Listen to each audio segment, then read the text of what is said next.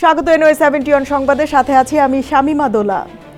রাজধানীর রাষ্ট্রীয় অতিথি ভবন যমুনার সামনে ইনকিলাব মঞ্চের বিক্ষোভকারীদের উপর পুলিশের লাঠিচার্জ, জলকামান ও সাউন্ড গ্রেনেড নিক্ষেপের প্রতিবাদে উত্তাল হয়ে উঠেছে শাহবাগ। শুক্রবার বিকেল ৫টা থেকে শাহবাগ মোড় অবরোধ করে বিক্ষোভ করেছেন ছাত্র জনতা। এতে করে পুরো এলাকায় যান চলাচল বন্ধ হয়ে তীব্র যানজটের সৃষ্টি হয়েছে। প্রত্যক্ষদর্শীদের দাবি, বিকেল 4:30টার দিকে তারা ইন্টারকন্টিনেন্টাল হোটেলের পাশ দিয়ে যমুনার দিকে যাওয়ার চেষ্টা করলে পুলিশ বাধা দেয়।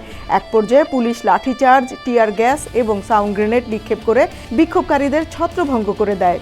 সংঘর্ষে ইনকিলাব মঞ্চের সদস্য সচিব আব্দুল্লাহ আল জাবের, যিনি গুলিবিদ্ধ বলে দাবি করা হচ্ছে, ডাকসুর নেত্রী ফাতেমা তাসনিম জুমা, জকসুর নেত্রী শান্তা আক্তার এবং রাকসুর জিএস সালাউদ্দিন আম্মার সহ অন্তত ৩০ জন আহত হয়েছেন। পরিস্থিতি নিয়ে সরকারের পক্ষ থেকে একটি আনুষ্ঠানিক বিবৃতি দেওয়া হয়েছে। সরকারের দাবি, বিক্ষোভকারীরা ব্যারিকেড ভেঙে জলকামানের উপর উঠে পড়লে পরিস্থিতি নিয়ন্ত্রণে আনতে সাউন্ড গ্রেনেড ও জলকামান ব্যবহার করা হয়েছে। আইন শৃঙ্খলা বাহিনী কোনো ধরনের আগ্নেয়াস্ত্র বা প্রাণঘাতী অস্ত্র, লিথাল ওয়েপন ব্যবহার করেনি। কোনো গুলি ব্যবহার করা হয়নি এখানে। আপনারা তো এখানে ছিলেন, দেখেছেন এখানে কোনো গুলি ব্যবহার করা হয়নি। সংযোগ প্রদর্শন করেছি। ঢাকা মেডিকেলের চিকিৎসকদের বরাত দিয়ে জানানো হয়েছে, হাসপাতালে আসা 23 জনের কারো শরীরেই গুলির আঘাত নেই।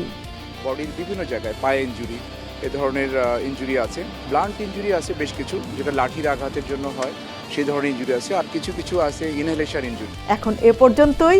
এনওএ 71 এর সাথেই থাকবেন।